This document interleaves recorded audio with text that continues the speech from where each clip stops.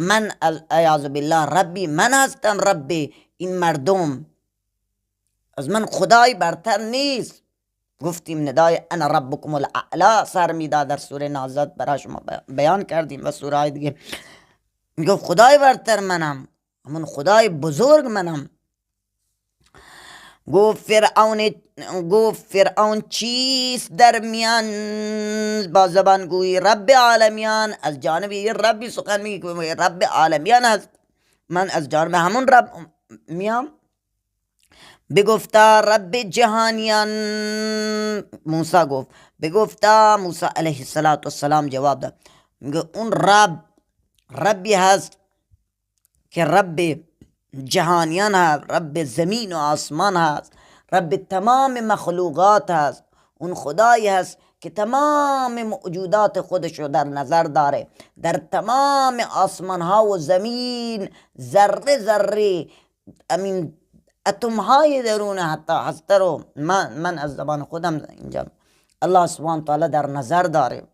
اون پروردگار جهانیان هست، اون پروردگار رب المشرقین و مغرب، اون پروردگار جن و انس هست، اون پروردگار 18,000 مخلوقات هر نوع هست.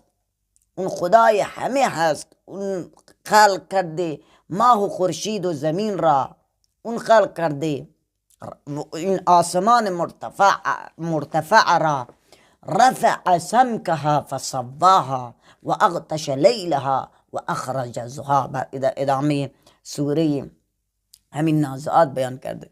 الله سبحانه تعالی میگه من این آسمان رو مرتفع خلق کردن و روشنی روز رو به ظهور آوردم. الله میگه من به ظهور آوردم، من برای شما این منفعت رو آوردم.